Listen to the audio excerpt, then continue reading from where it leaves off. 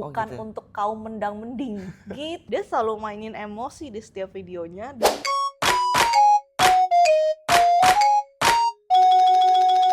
Halo, welcome back di BTS bongkar trik Sosmed. sosmed. Oke guys, hari ini topiknya apa ya, Dav, kira-kira? Sama sih kak, kayak yang masih yang viral-viral, tapi sekarang tuh lebih spesifik nih. Kalau kemarin kan kita orangnya aja, sekarang ini orang yang punya bisnis. Nah, ini juga lagi ramai banget ya, Dav, karena Betul. sekarang di mana-mana orang personal brand ini bukan cuma pengen terkenal, tapi mereka tuh kebanyakan adalah owner bisnis. Jadi mereka maju, orang-orang ini mulai turun gunung buat ngepromosiin bisnis mereka sendiri. Betul. Kenapa sih sekarang kok sepenting itu? Karena kita bisa lihat nih, kita bakal kasih 3 contoh orang yang benar-benar fokus ngerjain personal branding dia sampai akhirnya dia bisa ningkatin bisnis dia sendiri. Yang pertama ada Namanya dari Cimehong. iya, Cimehong, siapa sih yang nggak tahu? Banting lagi. Action.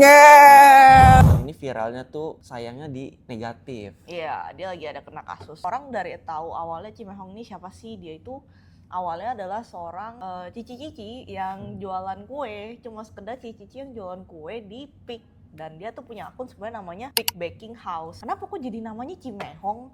Jadi awalnya tuh dia cuma kerjanya bikin konten yang literally cuma video tag satu, terus dia teriak kalau hari ini dia jual apa, terus udah dia post di sosial medianya dia gitu loh, tanpa apapun, tanpa ada strateginya segala macem, cuma jadi diri dia sendiri gitu. Yang bikin orang mungkin akhirnya komen karena dia jual makanan itu harganya tuh mahal-mahal dah. Oh. Nah, jadi itu sebenarnya Cimehong itu bukan dari branding dia sendiri, tapi gara-gara netizen Disebut sama orang ya, pada dijulukin komen. sama orang. Iya, mehong banget.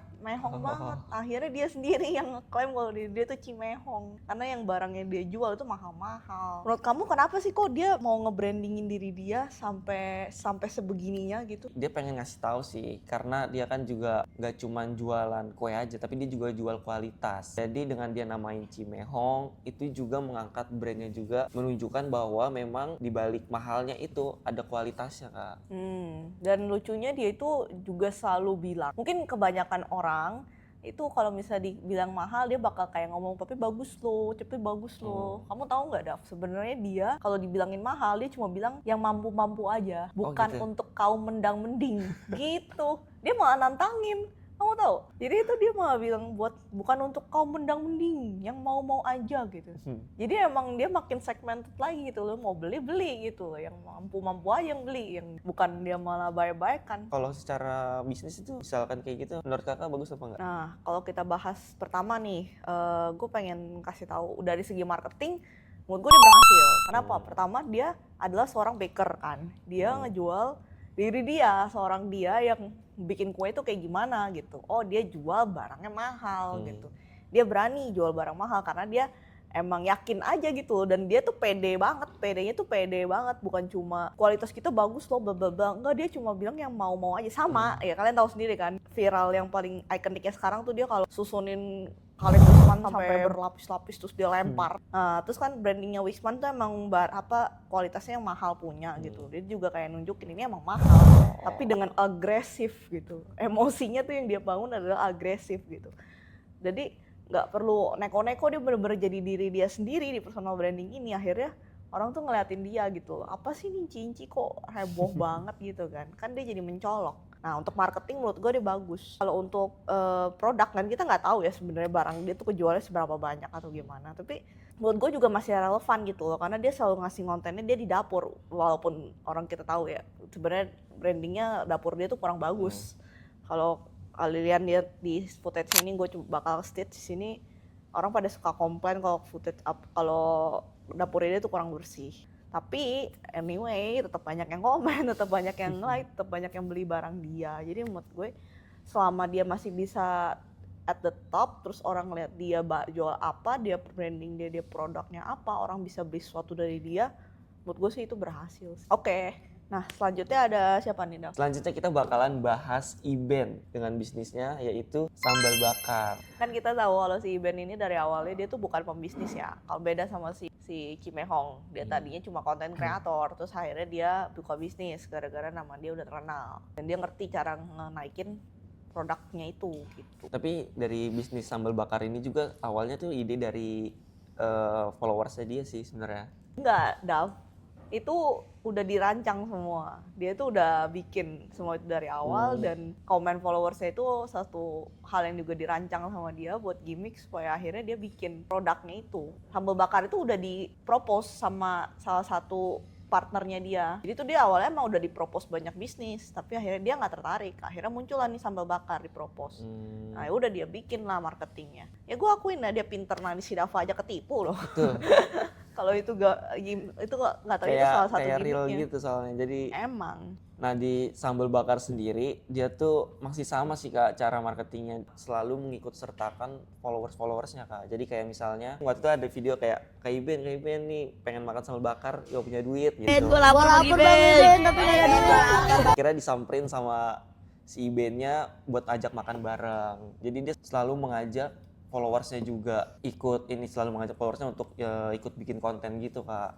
Jadi kayak seolah-olah tuh ada kayak kedekatan antara konsumen sama si Ibennya itu. Iya, pantas. Jadi orang tuh engage ya sama Iya. dia ya dengan konten itu, dan itu jadi salah satu strategi juga kalau misalnya kita reply selalu semua komen-komen gitu, orang ngerasa kita tuh mereka tuh punya kesempatan gitu orang-orang yang followernya dan komen. Oh ternyata event tuh bukan cuma dan kreator, tapi dia juga mau interaksi loh sama kita gitu. Oke, berarti itu untuk event. Jadi menurut kamu worth it gak sih dia nge-brandingin diri dia sampai akhirnya buka bisnis sambal bakar itu? Worth it banget sih karena terbukti berhasil gitu Kak. Apalagi sambal bakar sekarang udah cabangnya di mana-mana, itu kan bukti bahwa memang levelnya bukan cuma di sosmed doang gitu Kak. Benar. Aku pun walaupun jarang nonton event, aku tahu sambal bakar emang itu dari event gitu. Sambal bakar doang. Oke, Dan dia lanjut. juga ini Kak, yang di sambal bakar ini dia juga bikin konten kayak seolah-olah rivalitas gitu Kak. Oh iya sama iya. seafood bakaran, rivalitas dalam artian positif gitu sama seafood bakaran. Sambal bakar cabangnya ada berapa? Seafood bakaran cabangnya ada berapa? Gitu. Jadi mereka tuh suka collab gitu, bikin sindir-sindiran. Mendingan makan di sambal bakar, mendingan makan di seafood bakaran gitu. Saling ngadu kelebihan gitu loh di antara keduanya. Dan karena kan yang dua-duanya itu kan si Aidan sama si Iben kan emang udah terkenal di TikTok gitu ya. Kontennya tuh malah makin rame gitu dari bisnis keduanya gitu Kak. Poin utamanya mungkin kita harus punya karakter yang kuat dulu ya. Jadi sketsanya dapet gitu Ya, loh. betul. Orang dapet lah ceritanya. Ya wajar karena mereka kan bikin cerita rival ya. Mereka bikin cerita rival, mereka perlu karakter dong. Kalau karakternya nggak punya personality yang menarik, nggak akan viral juga. Oke, gitu untuk event. Dan yang ketiga adalah gue pengen bahas Timothy Ronald dengan bisnis dia yang sekarang adalah Akademi Crypto.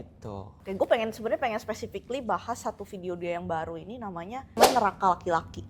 Menurut gue ini menarik banget. Kenapa? Dia itu bikin video yang bener-bener target market dia. Dari dia selalu nargetin, nggak selalu sih sebenarnya, baru akhir-akhir ini sih kayaknya ya. Laki-laki, neraka laki-laki. Laki-laki yang udah middle. Jadi ekonominya middle, bahkan rada middle high. Dia punya duit ya, karena kan kelas dia nggak murah ya. Dia punya duit tapi dia dituntut untuk lebih. Gimana caranya dia spesifikin itu? Di videonya itu dia bilang, cowok lu udah berkeluarga, lu cuma punya Avanza, di keluarga lu direndahkan karena lu nggak bisa bawa Ferrari. Coba kalau lu bawa Ferrari, lu pasti dipuja-puja. Itu target marketnya spesifik banget dengan dia ngomongin itu gitu loh. Pasti orang cowok itu yang dengan kondisi seperti itu langsung ke-trigger. Dia selalu mainin emosi di setiap videonya, dan yang dia bawa tuh bukan dia jelasin teknis-teknis aneh gitu loh. Kalau dari segi Bitcoin dan lain-lain kripto itu kan ada teman partnernya ya, si Kalimah Sada itu yang jelasin teknisnya. Kalau dia selalu bawa konten dengan embel-embel emosinya gitu loh. Emosi keluarga lu kan dianggap lah, emosi teman-teman lu siapa lah, lu kagak ada duit lah. Terus dia selalu bilang kalau dia pengen bantu, dia nggak mau duitnya, dia cuma pengen bantu generasi Indonesia bla bla bla. Ya whatever, tapi kan ujung-ujungnya dia pasti orang jadi tertarik kan, ini orang siapa gitu kan. Terus tahu dibalikan, oh iya dia bikin sekolah Akademi Kripto gitu. Akhirnya dia orang-orang yang ke-trigger dengan target market spesifiknya yang dia jelasin, laki-laki yang middle, yang udah punya keluarga atau belum berkeluarga, tapi mana-mana cuma bisa bawa mobil maksimal Avanza, itu bener-bener target spesifiknya dia, yang dia bener-bener tuju gitu loh. Jadi dia udah makin niche, makin spesifik untuk orang-orang yang dia tuju. Menurut gue itu udah makin berhasil gitu. Kamu tahu yang kopi 80.000? Oh ya, tahu. Nah ya itu kan kemarin dia sempat ramai bangetnya di situ. Dia langsung bikin gebrakan lagi gitu loh dengan bikin video ini. Dan menurut gue sih strateginya sih kalau lu berani ya, kalau lu orangnya berani, lu orangnya straight forward, terus terang. Menurut gue strategi dia tuh menarik gitu karena dia beneran bisa fokus tepatnya nyindir, dan dia mungkin emang ada brandingnya dengan udah punya power, jadi dia berhak untuk ngomong itu dan orang yang kedenger pun juga merasa gue diajarin gitu loh. Jadi menurut gue ini bisa banget dicoba kalau kalian merasa punya personality seperti itu ya. Tapi gue lihat sih sebenarnya banyak orang yang berusaha niruin dia tapi kurang berhasil karena sesimpel dia nggak bisa straightforward si Timothy gitu loh. Emang personality-nya again dari tiga